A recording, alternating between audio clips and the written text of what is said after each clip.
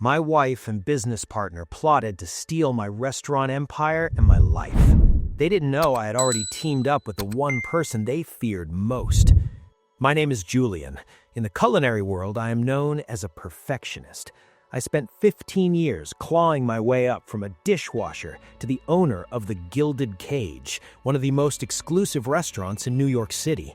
My life was built on 3 pillars. First, my talent in the kitchen. Second, my wife, Isabella, who was the stunning face of the brand and managed the front of house. And third, my business partner and mentor, Charles. Charles was the money man.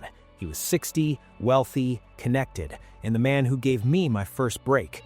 I looked up to him like a father. I adored Isabella like a goddess. I thought we were the unbreakable trinity. But 6 months ago, I found out that while I was sweating over hot stoves and creating menus that won Michelin stars, they were busy eroding the foundation of my life. They weren't just sleeping together. That would have been painful, but manageable. No, they were embezzling millions from the company accounts, planning to bankrupt me, steal my intellectual property, and launch a new franchise called Legacy without me. They wanted to leave me penniless, divorced, and ruined. But they made a fatal error. They forgot that Charles had a wife too, and they forgot that I know how to use a knife. Metaphorically speaking. Here is how I served them a dish best eaten cold. It began with a bottle of wine. It was a Tuesday, usually our slow day, but we had a private tasting event for potential investors in the new franchise expansion. I was in the cellar doing inventory. I was looking for a specific vintage, a 1982 Bordeaux that Charles loved. The wine cellar in the Gilded Cage is massive, soundproof, and climate-controlled. I heard the heavy iron door creak open. I was behind a tall rack of Pinot Noir, hidden in the shadows. I expected a sommelier. Instead, I heard Charles's booming laugh. Then I heard Isabella's voice. "He's obsessed with that sauce, Charles. It's pathetic. He's been in the kitchen for 14 hours. I froze. "Let him cook," Charles said. I heard the clink of glasses. "The more distracted he is, the easier it'll be to transfer the trademark rights next week. Have you got him to sign the power of attorney yet?" "Not yet," Isabella replied. "He trusts me, but he's stubborn about reading contracts. I'll get him drunk on our anniversary this Friday. He'll sign anything if I promise him a weekend away." I stopped breathing. My hand was gripping the dusty bottle of wine so hard I thought the glass would shatter. "Good girl," Charles said. "Once we have the IP rights and the offshore accounts are settled, we trigger the bankruptcy clause. Julian takes the fall for the mismanaged funds. We launch Legacy clean, you and I running the empire." Then the sounds changed. The sound of kissing, the sound of fabric rustling, the sound of my wife, the woman I had nursed through the flu, the woman I had bought a house for, moaning the name of the man I considered a father figure. I stood there for 20 minutes. I listened to them finish. I listened to them straighten their clothes. I listened to them leave laughing about how easy I was. When the door clicked shut, I didn't scream, I didn't smash the wine. I carefully placed the 1982 Bordeaux back on the shelf. I walked out of the cellar, went into the kitchen, and finished the service. My sous chef asked me if I was okay because I looked pale. "I'm fine," I said. "I just realized I need to change the menu." I knew I couldn't fight them alone.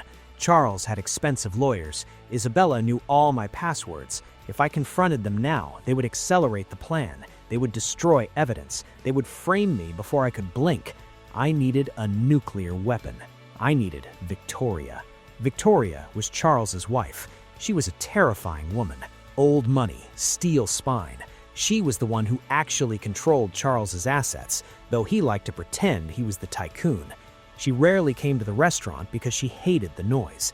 I called her the next morning. "Victoria, it's Julian. I have a catering proposal for your charity gala. It requires extreme discretion. Can I come to the estate?" She sensed something in my voice. "Come alone, Julian. 2 p.m. I drove to her mansion in the Hamptons. I sat in her drawing room, surrounded by oil paintings worth more than my life. I placed a small USB drive on the coffee table. I hadn't just listened in the cellar. After they left, I'd gone into the security office. The cellar cameras were technically off for privacy, but the audio feed was always running for safety reasons. I had the audio file. Victoria listened to it. She didn't cry. She didn't gasp. She poured herself a cup of tea. Her hand didn't shake. "So," she said, her voice dropping 20 degrees, "he's stealing my money to fund a new life with your wife." "Yes," I said. "They plan to frame me for embezzlement, but the money they're moving, it's technically yours, isn't it?" "Every cent," she said. "Charles hasn't made a profit in his own in a decade. I bail him out." She looked at me. Her eyes were like flint. "What do you want, Julian?" "I want my restaurant. I want my name cleared, and I want them to lose everything. Not just the money, the reputation, the future." Victoria smiled. It was a cruel, beautiful smile. "Then we wait," she said. "The franchise launch party is in 3 weeks. They plan to announce legacy and the transfer of ownership then. Let's let them think they've won." The next 3 weeks were a masterclass in psychological torture. I had to play the loving husband. On our anniversary, I let Isabella get me drunk. I was pouring the shots into a plant when she wasn't looking. She brought out the papers. "It's just insurance stuff for the new building, babe. Sign here and we can go to bed." I signed, but I didn't sign my name. I signed a slightly altered version of my signature. And, crucially, the day before, I had legally transferred my voting shares into a blind trust controlled by Victoria's lawyer. Whatever I signed that night was void before the ink hit the paper. But Isabella didn't know that. She tucked the papers away with a triumphant smirk. At work, Charles was patronizing. "You look tired, son," he'd say, clapping me on the shoulder. "Why don't you take a vacation after the launch? I and Isabella can handle the transition." "Maybe I will," I said, looking him in the eye. "I think I'm due for a big change." I worked with a forensic accountant hired by Victoria. We traced every dollar they stole. They were sloppy. They assumed I was just a dumb cook who wouldn't notice vendor payments going to shell companies in the Cayman Islands. We built a dossier thick enough to kill a man. The night of the launch party arrived. We rented out the grand ballroom of the Pierre Hotel. 500 guests, the press, the investors, the elite of New York. Isabella wore a red dress that cost $12,000, paid for with the company card. Charles was in a tuxedo, holding court, shaking hands. I was in my chef's whites. They wanted me to be the face one last time before they disposed of me. The plan was simple. At 9 p.m., Charles would make a speech announcing the new brand Legacy. He would introduce Isabella as the new CEO. Then they would announce my retirement to a consulting role. 9 p.m. The lights dimmed. Charles walked onto the stage. "Ladies and gentlemen," he boomed, "tonight is about evolution. It is about leaving the old behind and embracing the new." He beckoned Isabella to the stage. She walked up, beaming, blowing kisses to the crowd. I stood in the wings, watching. "You give you Legacy," Charles shouted. The giant screen behind them flickered. The logo for Legacy appeared. And then the screen turned black. A voice filled the room. It wasn't a promotional voiceover.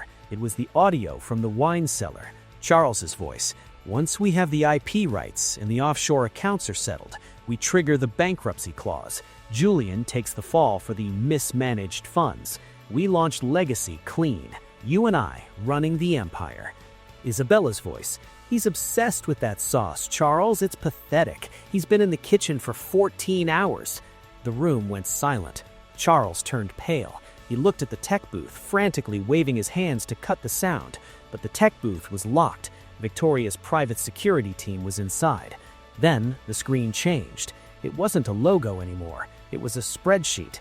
Embezzled funds, $4.2 million. Recipient, Cayman Holdings, Ltd. Signatories, Charles Vance and Isabella Miller. Isabella looked like she was going to faint. She grabbed Charles's arm.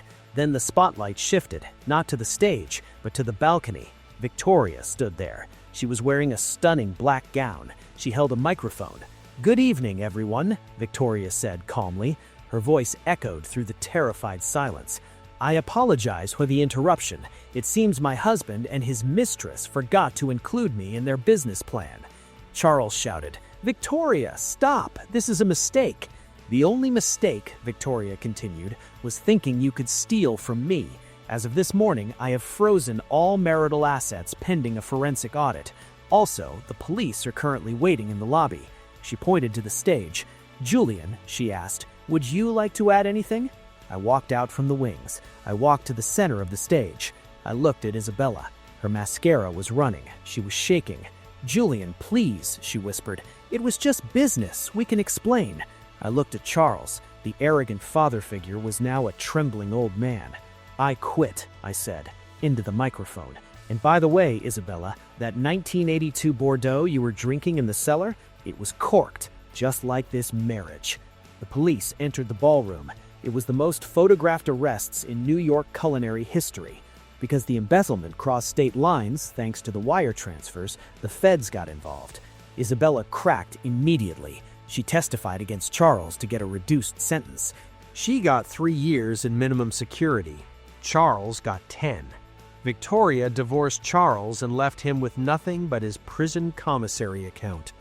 As for me, Victoria and I became partners. We rebranded the Gilded Cage. We called it Phoenix.